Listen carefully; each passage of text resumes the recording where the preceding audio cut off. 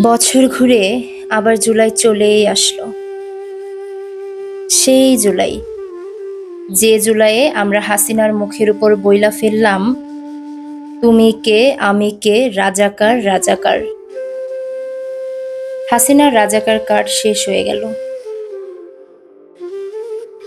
সেই জুলাই, যেই জুলাইয়ে আবু সাইদ দু হাত মেলে দিল গুলির সামনে, বলল, বুকের ভেতর ভীষণ ঝড়, বুক পেতেছি গুলি কর। আবু সাইদ জুলাইয়ে মরে গেল।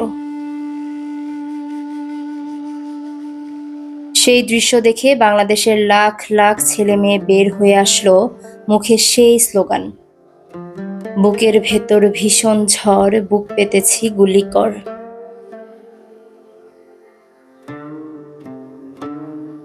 যাত্রাবাড়িতে গুলি করতে করতে গুলি শেষ হয়ে গেল, মানুষের মিছিল শেষ হয় না। আমি সেই জুলাইয়ের কথাই বলছি, যেই জুলাইতে একটা বোরখা পরা মেয়ে আর একটা টপ জিন্স পরা মেয়ে একসাথে লাঠি হাতে নিয়ে বের হয়ে এসে স্লোগান দিল, কথায় কথায় বাংলা ছাড়, বাংলা কি তোর বাপ দাদার।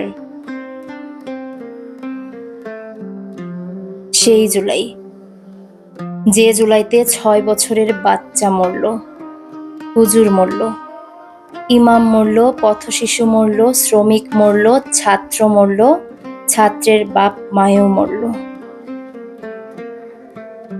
সেই জুলাই, যে জুলাইতে দেশের মানুষ হত্যার প্রতিবাদে আরব আমিরাতে প্রতিবাদ করে যাবজ্জীবন ভোগ করল 100 জন শ্রমিক।